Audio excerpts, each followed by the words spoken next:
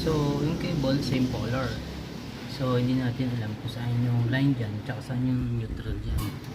So, by the use of tester, may ilaw na to, malalaman natin kung saan dyan yung live. So, check natin itong isa. So, isa negative. Wala siyang ilaw. So, check natin itong isa. So, yun. So, meaning, ito yung line. Double check. Okay, wala. So, ito yung line. Kasi mag-add tayo ng additional utility outlet. So, okay.